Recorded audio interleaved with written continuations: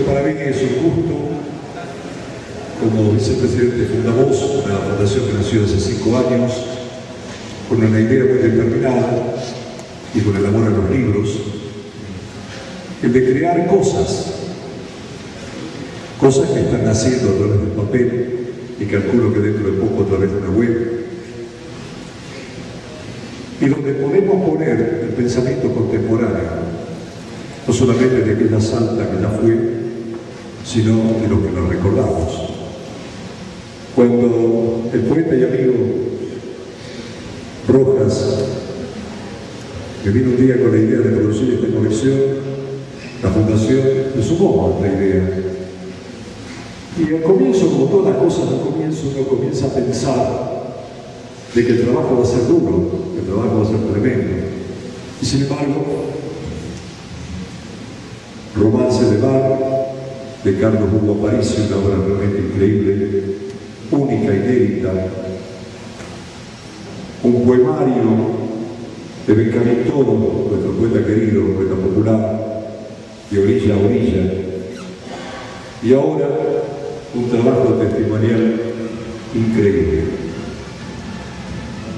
Está presente el autor. Y no podíamos dejar que esta obra quedara guardada en un recuerdo o guardada en un cajón, porque como decía Borges, el que escribe para los cajones hace un anismo literario. Y Fundavoz aceptó el desafío y nos pusimos a trabajar y nos pusimos a patear puertas, a despertar un poco los salteños, porque por ahí como que les cuesta, creen que las cosas les vienen de arriba. Y a veces se pone cámara donde no se tiene que poner. Y lo estamos viendo. Y a veces hace falta guardar este tipo de testimonio de generaciones. Decimos, acá venimos, colaboren, esto nos interesa a todos. Hoy presentamos un libro que tiene un título tremendo. Está acá, más de uno lo tiene, Pedazos del Infierno. Y a medida que va pasando el tiempo, descubrimos que efectivamente esta es la historia que hemos vivido. Algunos más en el infierno que otros. Pero un infierno del cual las llamas no se han apagado. Y por lo visto tardará un poco en apagarse, o quienes prendieron la llama entender qué es lo que pasó en la historia. El libro está publicado. La historia dirá, y acá está el autor, está la gente que va a sostener con más fundamento que yo el porqué de este libro. Mi idea es simplemente decirles que como director de una fundación que quiere publicar libros, pero no queremos que los libros queden en los anaqueles, queremos que los libros lleguen a las manos de los destinatarios. Son publicaciones de 1000 ejemplares cada una. Aquel que maneja un poquito los costos de lo que significa publicar un libro sabrá de lo que estoy hablando. 1000 ejemplares de un libro como el de Sarabia impone mucho dinero, mucho esfuerzo, mucho trabajo. No solamente el concepto de comprar el papel, ¿no? El libro es un papel, no, el libro no es papel, el libro es armado, es corrección, es trabajo. Si no, pregúntele a Gutenberg cómo se hacía un libro. Y queremos llamar a la conciencia de todos los salteños, porque hay mucho por publicar. Y tenemos un déficit tremendo en cuanto a la nueva generación que quiere publicar, quiere dejar su testimonio y no encuentra los canales. Tal vez este canal que hemos abierto con Raúl a través de Fundavoz para poder publicar con esfuerzo. A veces con tragos amargos, a veces poniendo plata del bolsillo, pero lo hacemos con gusto. Pero queremos que estos libros lleguen a mano de las escuelas, que lleguen a mano de los padres. ¿Para qué no destinados? No queremos que se los llegue, que los padres. Yo tengo el libro de Lucha Sarabia, que cuando lo tengo ahí, ¿lo leíste? ¿Lo viste? ¿Lo discutiste? ¿Lo debatiste? ¿Le creíste? ¿No le creíste? ¿Lo investigaste? ¿Te metiste a fondo? Creo que esa es la parte del compromiso que nos falta a todos. Bueno, la vida posmoderna es esto, la falta de compromiso absoluto con todo. Aquí estamos, una vez más, pariendo un hijo.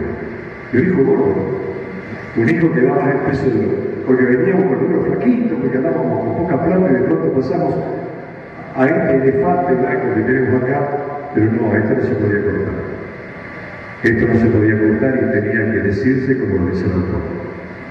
Yo les agradezco la presencia de ustedes acá. Los libros están afuera. Yo espero que más de uno de acá pueda comprar un libro para reinvertir en el próximo. Y ya creo que está ahí, estamos peleando con Mariana Carrizo, el general del próximo libro. Viene con una propuesta toda de color. No sabemos cómo hacerlo, vamos a ver cómo resolvemos este tuerto, pero vamos a sacarlo. Y tenemos libros de Petrocelli, de Renoli, tenemos libros de Botelli.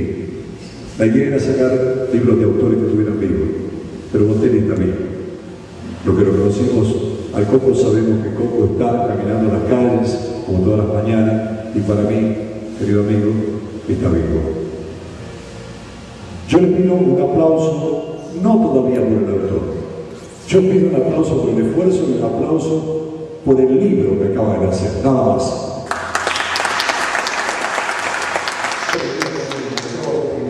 Un tipo que está atrás, que va, que pelea, que pincha, que empuja y no se cansa nunca, porque tiene un desafío personal con la Biblia. Es poeta, porque tiene un libro muy interesante que creo que se compara de la Canzanabria, Historias de militancia, también escrito por aquellos años negros como una crónica diaria de lo que fue pasado. Raúl Rojas. Este aplauso.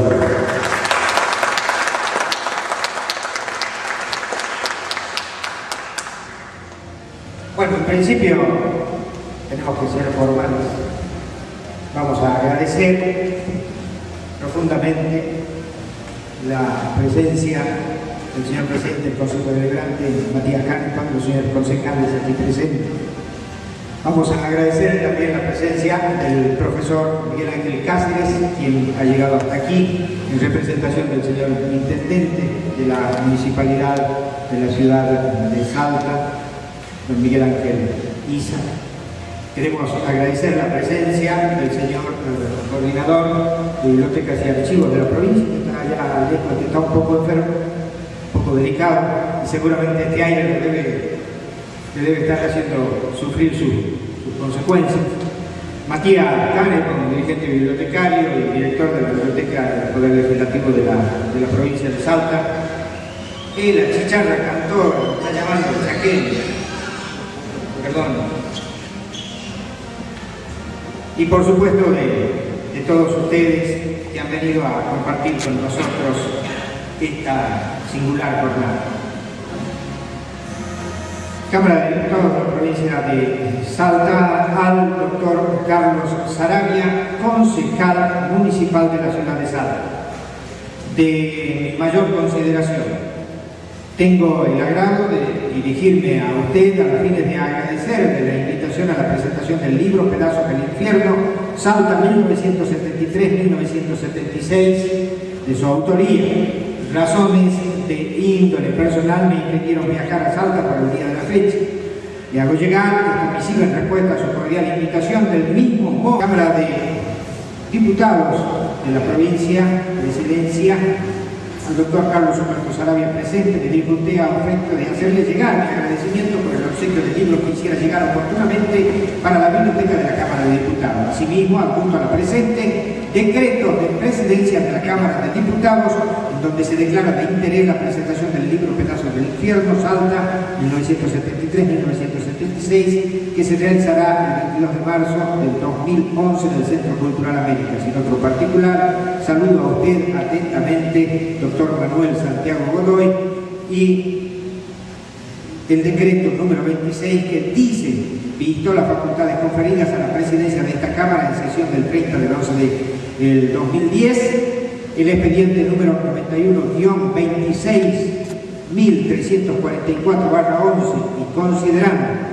que por el mencionado expediente el autor del proyecto, el diputado Román Humberto Villanueva, solicita se declare de interés de esta Cámara la presentación del libro Pedazos del Infierno, Salta 1973-1976, a realizarse el día 22 de marzo del 2011 en el Centro Cultural América, Mitre 23, cuya autoría corresponde al doctor Carlos Humberto Sarabia, actual concejal de la ciudad de Salta, quien ha representado a los estrados judiciales a familiares de víctimas de la masacre de Palmitas y prestó testimonio en la causa en la que se dilucida el paradero del exgobernador salteño Miguel Ragone, que esta presidencia considera necesario el dictado del instrumento legal pertinente. Por ello, el presidente de la Cámara de Diputados de la provincia decreta, artículo primero, declarar de interés de esta Cámara la presentación del libro Pedazos del Infierno Salta 1973-1976 a realizarse el día 22 de marzo de 2011 en el Centro Cultural América. Artículo 2, comuníquese, desea conocer a la Cámara de Diputados en la próxima sesión, notifíquese y archívese. Salta, Sala de Presidencia, 17 de marzo de 2011. Firma Ramón Corregidor, secretario legislativo, Cámara de Diputados, y doctor Manuel Santiago Godoy, presidente, Cámara de Diputados. Declaración número 006, Consejo Deliberante.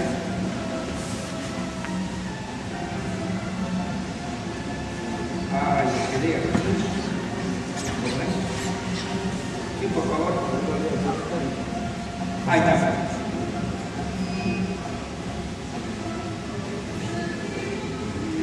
Sí, por favor.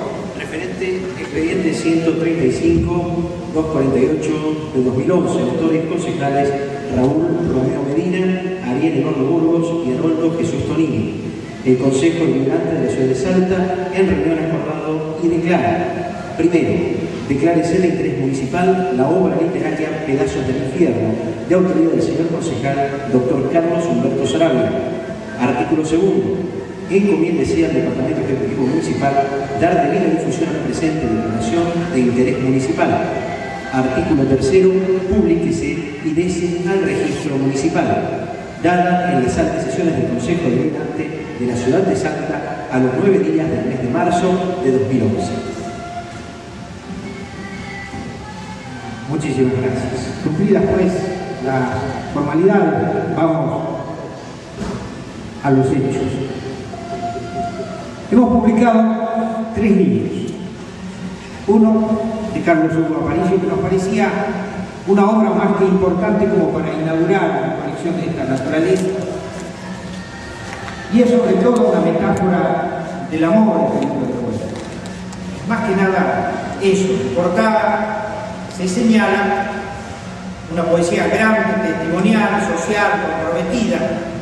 En este caso también una novela, un lirismo para contar un amor que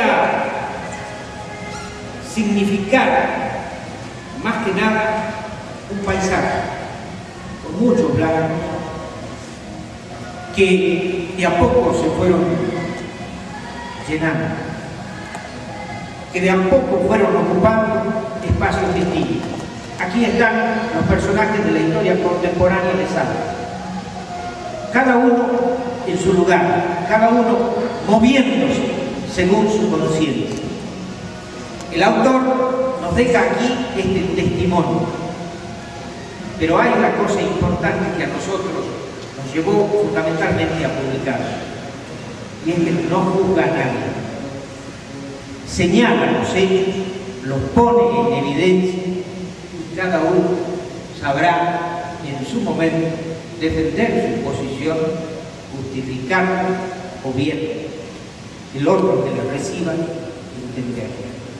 Un rompecabezas de una historia reciente, una forma de ver una realidad que ha ido hurgándola en todos los medios de comunicación posible, que es la única manera de rastrear la historia reciente. Y aquí tenemos este libro. Es importante que lo tengamos. ¿Por qué? Porque necesitamos establecer el debate de conciencia, el debate de los hombres de bien que hacen a la política y que hacen de la política un sentido verdadero de dignidad, de honradez, de testimonio, de valor para el otro y de justicia. Por eso publicamos estas obras. Quienes van a tener ahora la responsabilidad. Muy buenas noches.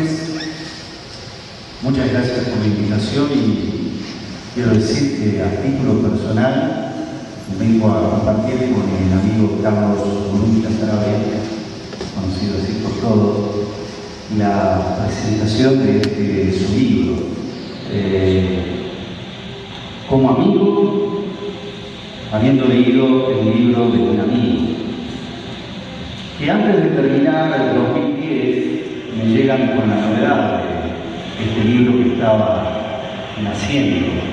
Creo que llegó a mis manos bastante calentito, abrieron la caja para poder recibir el ejemplar, porque ya Carlos me había dicho, me gustaría que cuando lo presentemos, que íbamos a tratar de que sea pronto, vos digas algo. Bueno, si querés que diga algo, déjame ver a ver respecto sobre qué puedo decir, de qué puedo hablar. Son solo algunos ejes de reflexión que quiero dejarles en el contexto de lo que ha sido mi lectura de este libro. Como decía, fue en los últimos días de 2010, nos preparamos para las vacaciones, para el viaje, y por supuesto que siempre la llegada de un nuevo libro va a sumarse a la selección de libros que uno deja establecido para un momento, que es ese momento relajado, que puede posibilitar cierta meditación y cierta reflexión. Por lo tanto, formó parte de ese bagaje de libros. Y al formar parte de ese bagaje de libros, hay que ver en interacción con qué otros libros pudo haber sido leído el de la autoría de mi amigo el Oluncha Saravia. Y ahí es donde va a venir el problema de la interpretación. Pero antes de ir a eso y dejarlo con incógnita, quiero indicarles que el primer nivel de análisis que tenemos que hacer es un análisis de características generacionales. Junto con el Oluncha integramos una generación que realmente ha vivido esa época, dice el subtítulo del libro, de 1970 a 1973, siendo muy pequeños, siendo niños, estando en Salta, en el marco de nuestra ingenuidad y de nuestra inocencia, tal vez mucho más concentrados por los juegos que por otras cosas. A mí, por ejemplo, del golpe militar de 1976, por supuesto me queda la impresión del niño que se levanta para ir a la escuela y los padres le dicen: hoy no vas. ¿Y por qué no voy? Porque hoy no se puede salir. Y uno de fondo comenzaba a escuchar la radio con las marchas y los comunicados y notaba que algo distinto reinaba en el ambiente. Y lo más seguro es que nos dejábamos de preguntar. Empezábamos a hacer nuestras propias interpretaciones y lecturas. Pero esto lleva ahora a la reflexión de con qué otros libros tuvo que compartir estos trozos, estos pedazos del infierno en la memoria. Un libro, y voy a pedir permiso y disculpas a otro amigo, Alberto Noé, un libro que leí conjuntamente con el libro de Carlos Saravia, y como lo hacemos un poco de cada uno, no tenía nada que ver ni con nuestra historia local, ni con nuestra historia reciente, sino que, para matizar, era de características académicas.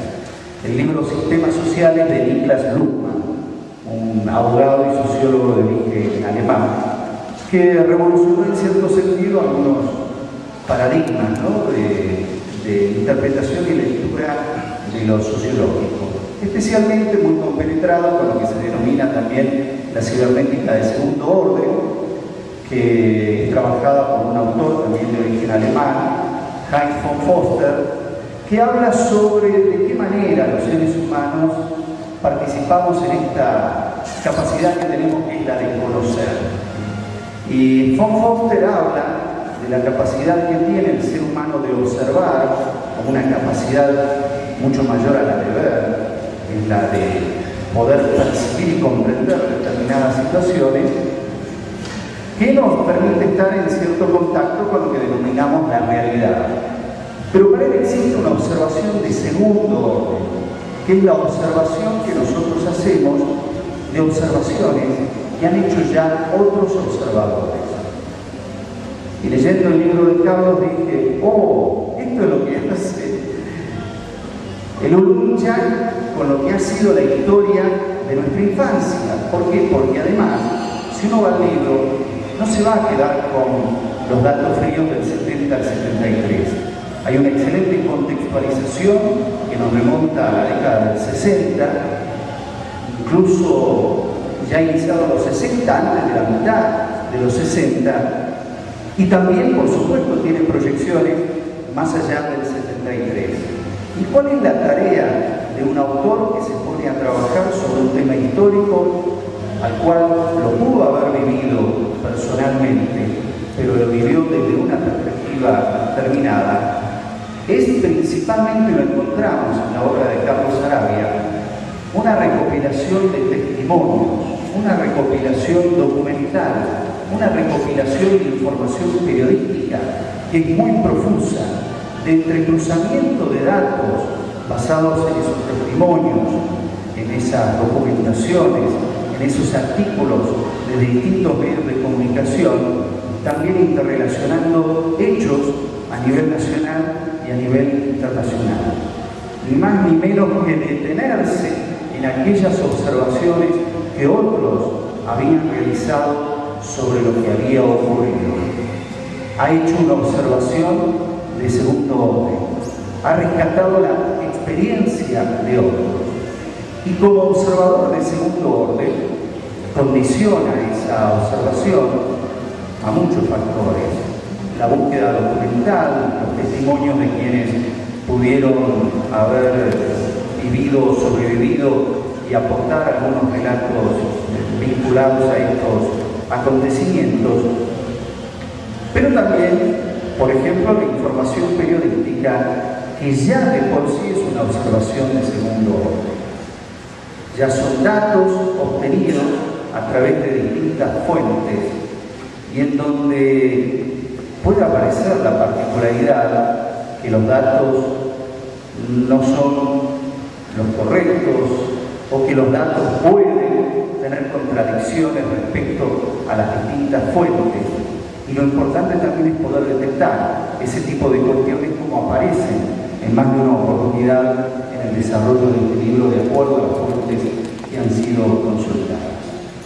Por lo tanto, se propone una experiencia muy interesante que abre el juego también a la participación de otros observadores de segundo orden, a otras posibilidades de visualizar qué es lo que ha ocurrido, qué propuestas de interpretación se le dan a lo que ha ocurrido, y volviendo a los aportes de Niklas Luhmann y sus sistemas sociales, poder tratar de entender a la política salteña de aquella época como un sistema político, que de alguna manera acontecimientos internos o incluso externos de ese sistema político local pudieron estar presentes, o mejor dicho, estuvieron presentes para irritar la epidermis del sistema político local, para inflamarlo, para lastimarlo, para también de esa manera poder entender cuál ha sido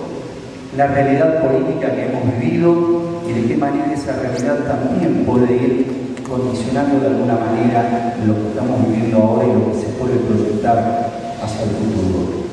Yo invito también que ustedes, como observadores en un tercer nivel, puedan hacer sus apreciaciones respecto a este libro y también constatar o también observar o debatir aquella hipótesis sobre cómo este infierno era un infierno que comprometía a todo el sistema político de Salta en aquel momento. ¿De qué manera? Como lo decía recientemente, los acontecimientos que ocurrían a nivel nacional y también ubicados en un contexto internacional producían fisuras, laceraciones, que lamentablemente terminaron no solamente afectando el sistema político en sí, sino el sistema social, socavando lo que podrían ser las fuentes de solidaridad, de búsqueda de aquello superior en el mismo sistema político, que es la búsqueda del bienestar de toda la población y que dejan, por supuesto, una sociedad que está herida y una sociedad que tiene que reconstruir sus tejidos, sin desconocer lo que ha pasado, pero también proyectando hacia el futuro con toda esa herencia. Yo agradezco nuevamente la invitación de Carlos y lo felicito en este emprendimiento que sé que le ha costado mucho tiempo, muchas horas de investigación, de biblioteca, de charla con amigos políticos, de su partido político y de otros partidos políticos, con los que ha compartido algunas visiones y algunas apreciaciones de ese periodo de nuestra historia tan reciente. Aquella que nada mejor que los que aún persistimos en este mundo y en las tareas de poder registrar algunos elementos de nuestra historia más inmediata, lo hagamos y no esperemos que sean las próximas generaciones las que tengan que abocarse a buscar todos estos datos y todos estos elementos. Que las próximas generaciones no se olviden de todo esto, pero que tengan elementos materiales producidos por nuestras propias generaciones para avanzar con nuevas observaciones sobre el trabajo que ya se ha hecho. Muchas gracias.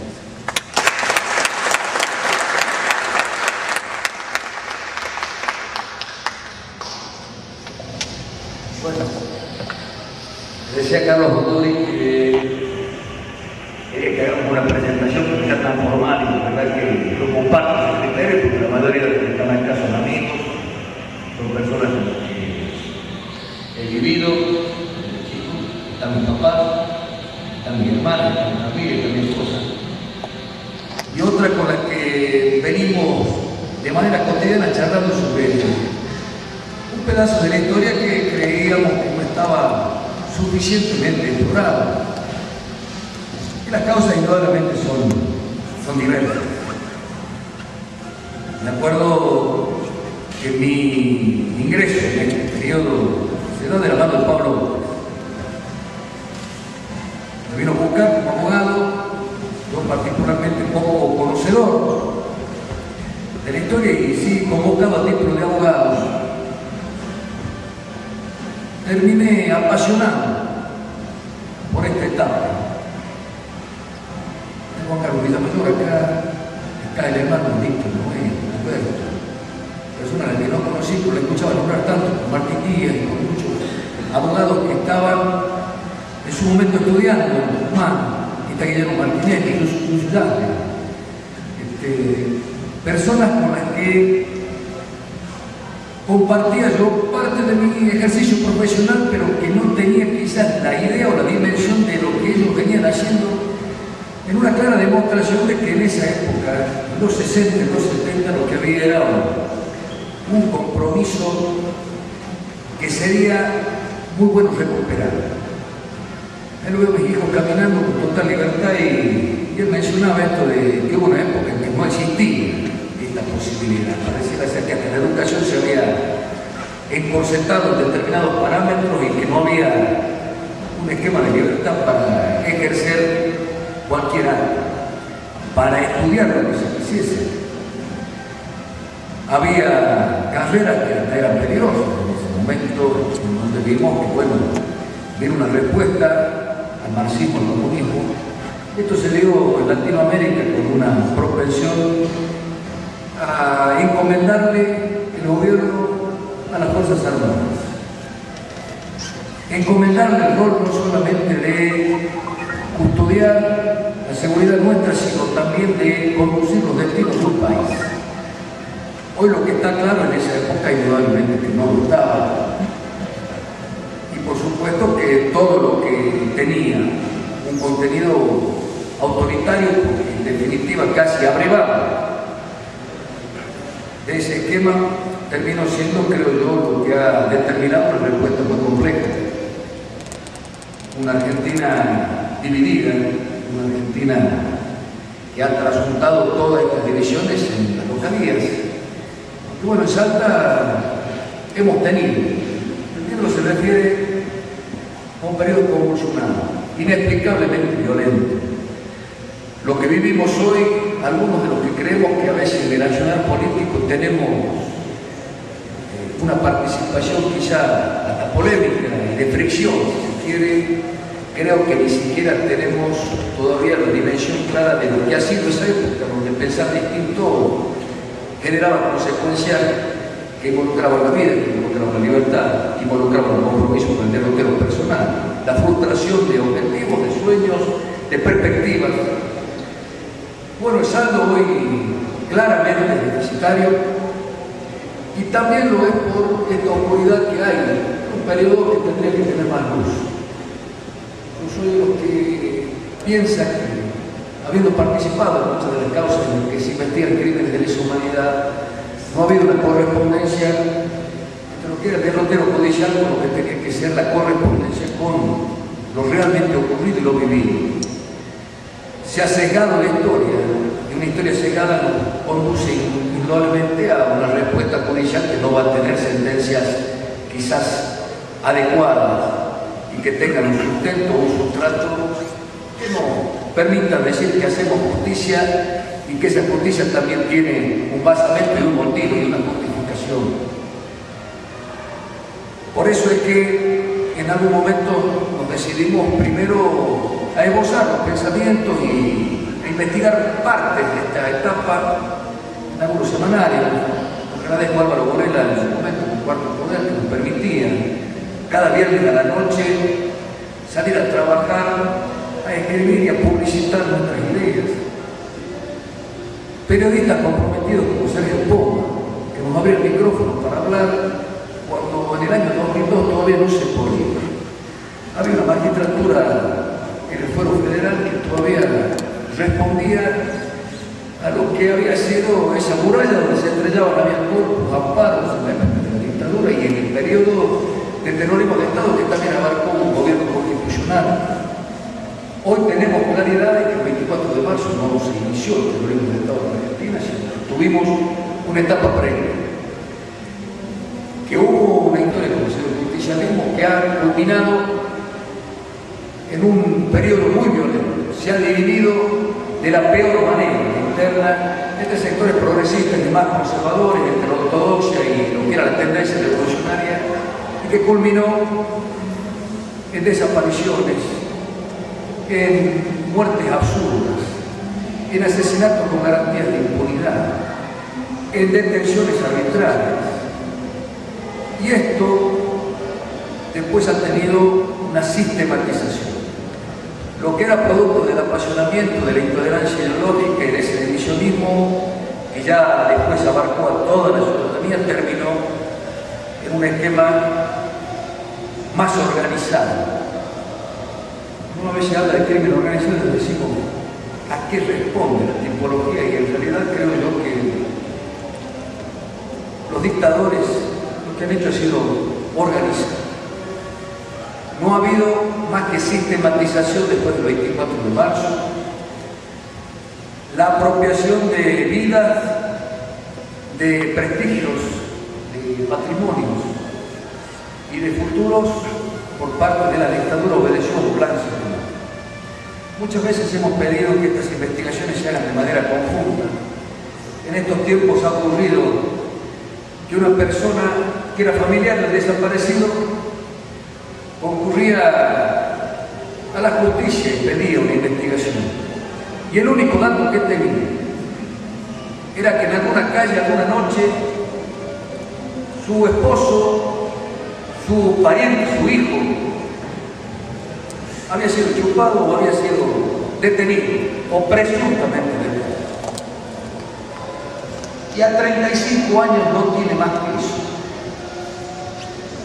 Y entendíamos, Mario, que el objetivo hoy es tener el contexto, tener la posibilidad de que la investigación sea completa, porque la única manera de establecer las responsabilidades del terrorismo, de la desaparición, de los homicidios, de las privaciones de libertad, de las torturas, de los tormentos, se daba en la medida en que nosotros lográramos evidenciar que existía el plan.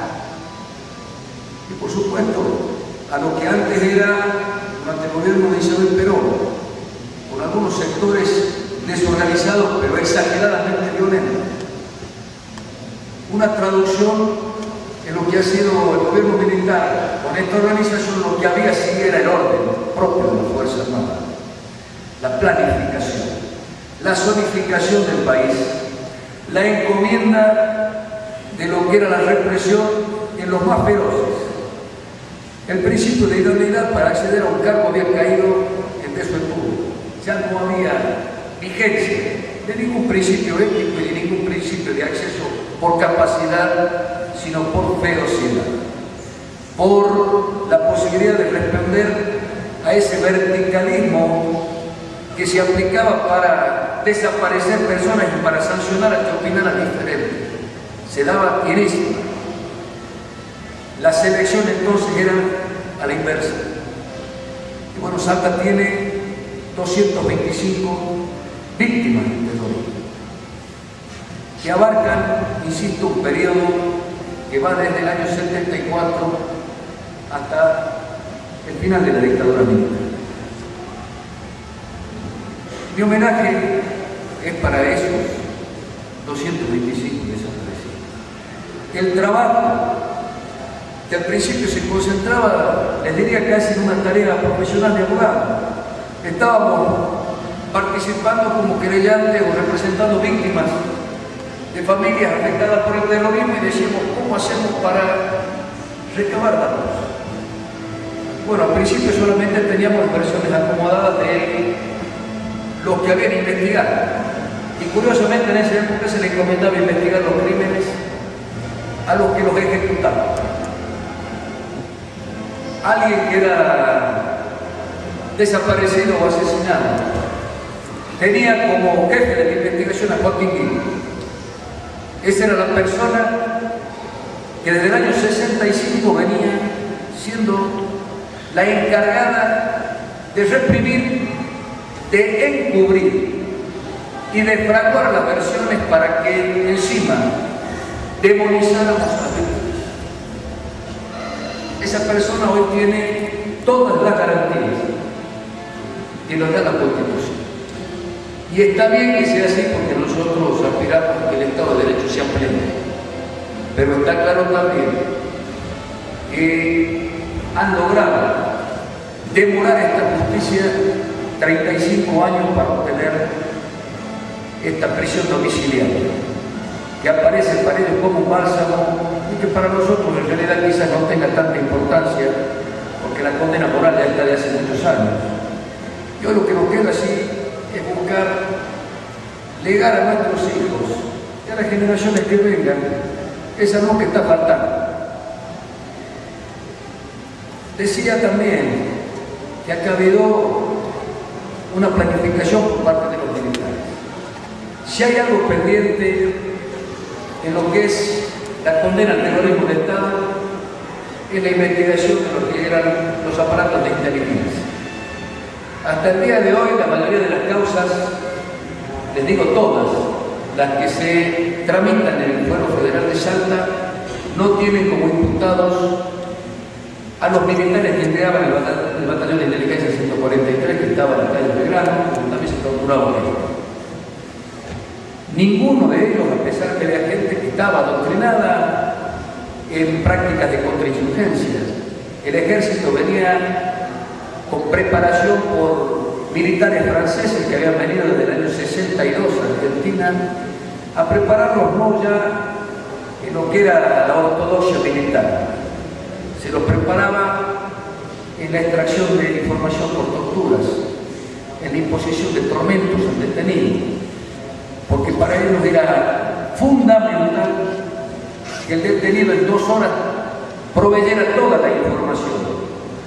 El problema es que ya no había límite racional en aquellas personas sometidas a la tortura para decir que tenían la verdad. Al contrario, la verdad era impuesta, era inventada, era una ficción que les servía a ellos para mostrar que acá había gente que por pensar distinto, por practicar otra ideología e inclusive por haberse equivocado, de militarizarse, tenía que ser exterminada. Se había terminado en esa época la posibilidad de que se ejerciera la pretensión punitiva, como decimos los abogados, del castigo, en la manera que mandaba la Constitución. Para ellos, lo que se prefirió, en definitiva, al principio era el exterminio. Al educar organizaciones de ultraderecha como AAA para lo que era el exterminio y la aniquilación de una manera muy explícita, ese terrorismo era distinto, era grosero. Dinamitar personas, acribillarlas y tirarlas a la calle. Eso era lo que se vivía, eso es lo que padeció Eduardo Fronda en enero del 75. Luciano Jaime, por querer investigar periodísticamente ese crimen, en febrero del 75, dinamitado en el Encono. Es lo que padeció Miguel Ángel Arra, zoólogo entrerriano, profesor de la universidad, acá está un amigo de él, que en su momento ha contribuido a esa investigación y hemos trabajado, porque lo bueno de irnos inmiscuyendo en esto casi a título de invasores, porque creo yo que esto era patrimonio más que nada de estas organizaciones de derechos humanos a quienes respeto tanto, que durante 35 años se ganaron casi el derecho a la posesión 20añera de las calles, por trabajar en los periodos más difíciles, en los finales de la dictadura, cuando Viñones escondía los archivos, en los principios de la democracia del 83, cuando todavía teníamos el jaque militar, en estos periodos del menemismo, en donde se complementaba la impunidad con indultos, y en un nuevo aire fresco que se da del gobierno del kirchnerismo. Una de las cosas que, aún yo siento los sectores de ese gobierno, indudablemente se reconozco. Hoy sí que podemos hablar con libertad. Hoy podemos hablar del doctor Lona y no nos pasa nada. En alguna época era materia de algún tipo de represalia o hasta de presiones, porque los mensajes llegaban cada vez que escribíamos de ellos. Cuando acusábamos en el jurado de enjuiciamiento de la nación, también existían reticencias a adjudicar responsabilidades, porque parecía que la investidura del magistrado estaba por encima de la verdad y del derecho de la víctima. Hoy creo que hemos logrado un equilibrio y nos está faltando todavía un pedazo más, por eso tiene un final abierto. Bien lo decía Raúl, no condenamos a nadie, pero sí decimos la verdad de que a lo mejor estaban un poco demoradas por los contextos. Un homenaje a los abogados de esa época. Acá está Guillermo Martinelli, está Fernando Chamorro, el hermano de Víctor Noé. No me quiero olvidar de Pacato Salí, de José María Martinelli, de Juan Andrés Martinelli, también una familia perseguida en el año 75 y valiente, porque en esa época ejercer la profesión indudablemente que exigía una cuota extra de virilidad y de valentía. Han padecido atentados, han explotado bombas en sus casas, han sido extirpados del Poder Judicial estando en cargo como ministro de la Corte de Justicia en el caso de Salí y Martinelli. Creo yo que me hubiera gustado ser como ellos, tener esa valentía, tener la posibilidad de pregonar y hacer como ellos lo hacían, y porque en definitiva considero que la abogacía es una profesión que tiene mucho de contribución social y de ética de la solidaridad. En los momentos difíciles ellos estuvieron, en los momentos difíciles padecieron lo peor. Hay magistrados, funcionarios, aquí está Yolanda Margardi, a quien la quería invitar especialmente porque en un momento hablábamos de lo que era, cómo se depuraba por intolerancia el Poder Judicial y el Ministerio Público, y cómo de adicional además de perder un cargo, de perder un sueldo, de fuente de trabajo solamente por estar sospechado, encima de eso venía el predominio del por algo será. Y entonces al otro día no había una posibilidad cierta de conseguir trabajo porque no había que desafiar a los militares o a los intolerantes. Yo creo que si hago una puerta personal con este libro que aparecía Penélope, la que tejía esperando a Ulises, porque hace mucho que estaba terminado casi el libro. Y vino este oleaje donde comenzaron a florecer los testimonios, las versiones, lo que él quería aportar. Y bueno, todos los días encontraba en el diario que había uno más que se sumaba a hablar de esto, a dar su testimonio. Y bueno, y yo ahí nomás me veía la obligación de seguir actualizando el libro. Quería que fuera completo, indudablemente que debe tener errores, muchos. Que hay posturas que he asumido, como en lo que es el crimen del doctor Rabón, y aquí está Nieto también, amigo con el que hemos charlado muchas veces, que lógicamente pueden despertar polémica. Yo, de anticipado, sí pido disculpas si algo ofende, pero sí ratifico al menos una visión que he tenido sobre lo que ha ocurrido en cada una de las cosas.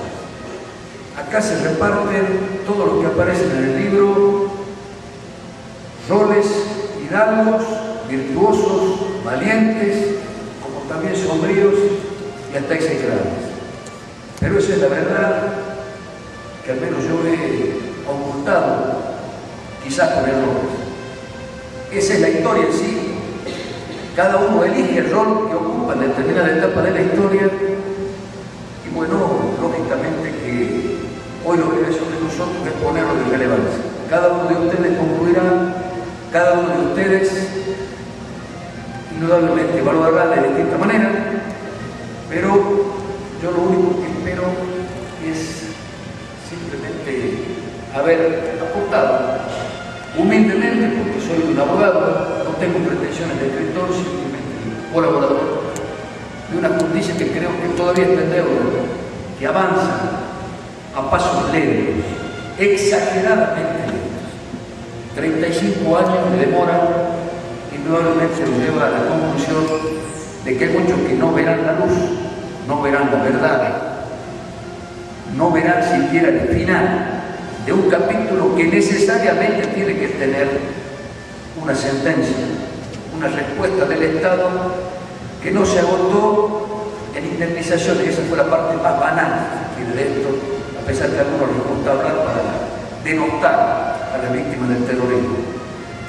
Acá lo que importa es que reconstruyamos la historia, ese rompecabezas del que hablaba Raúl, que para adelante tengamos una historia plena, completa, sin sesgos, sin limitaciones, sin cajas negras, sin cajas de Pandora, sin reservas, sin secretos, sin versiones convenientes.